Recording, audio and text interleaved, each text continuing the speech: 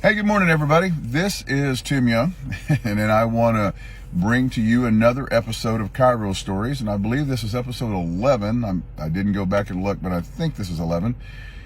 And this episode is Paul.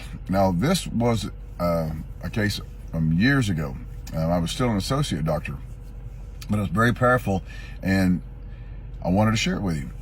So Paul, police officer, come to my office. He was referred to me by a work comp nurse that I had did a talk to their group, and basically what Paul was their way of testing me just to see if this chiropractor had any clue what he was doing. They were kind of hoping that I would fail because they didn't really like chiropractors in the whole work comp, group back then.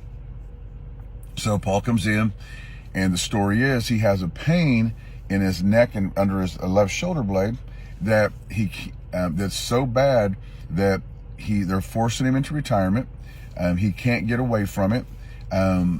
His family bought him a riding lawnmower for this little bit of yard. He said, "I've been pushing my lawnmower for years. I can't push it anymore."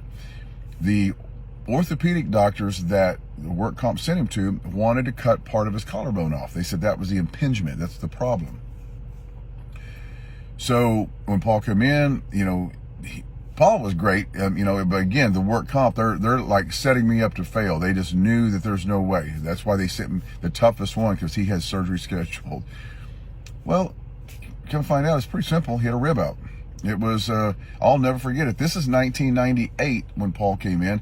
He had a second rib on the left that had misaligned and had been there for several weeks, and I adjusted it. I set the rib.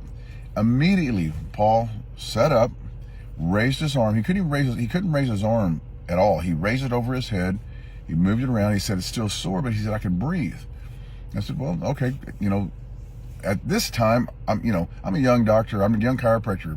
I'm not, thinking about telling this story all these years later. "Okay, Paul, we'll see you tomorrow. Let's, evaluate it and go from there." Long story short, Paul doesn't have to have surgery. Paul didn't have to retire. He retired when he was supposed to.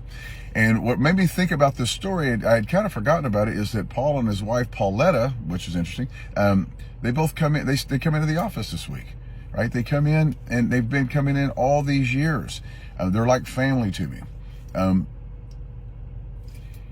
It's something that we take for granted as chiropractors, as simple as a rib being out of place. We set that rib.